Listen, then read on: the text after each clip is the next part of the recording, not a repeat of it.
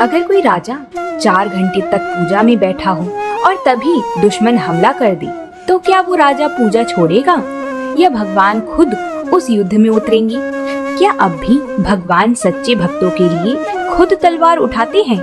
ये कथा है राजा जयामल जी की। राजस्थान की मिट्टी में जन्मे वो भक्त राजा, जिनके लिए राज्य से बड़ा ठाकुर जी की सेवा थी।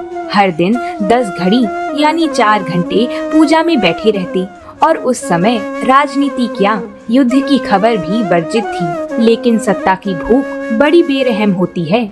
जयामल जी का सगा भाई ही उनकी पूजा के समय हमला कर देता है। सोचता है कि भाई पूजा में बैठा होगा तो अब मेड़ता मेरा। राज्य संकट में था। मंत्रियों ने जाकर रानी से प्रार्थना की, महारानी सिर्फ आप ही राजा को जगा सकती हैं। राजा को जब बताया गया, उन्होंने मुस्कुराकर सिर्फ इतना कहा, रघुनाथ जी सब भला करेंगे। और उधर भगवान श्री राम ने एक सिपाही का रूप धारण किया, एक हाथ में तलवार, दूसरे में भाला, पीठ पर ढाल, और खुद भगवान ही युद्ध भूमि में पहुंच गए।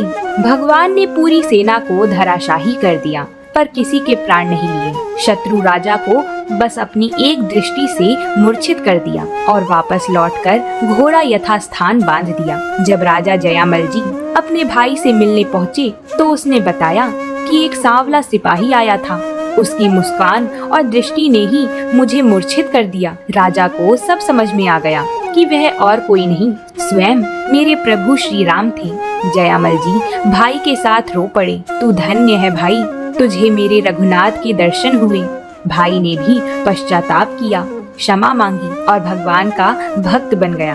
राजा जयामल जी की कथा केवल एक राजा की नहीं, बल्कि महाभक्त की है, जिनके लिए ईश्वर स्वयं युद्ध भूमि में उतर आए। यह कथा हमें सिखाती है कि सच्ची भक्ति न केवल जीवन बदलती है, बल्कि स्वयं भगवान को भी विवश कर देती है भक्त की रक्षा हेतु अवतरित होने के लिए।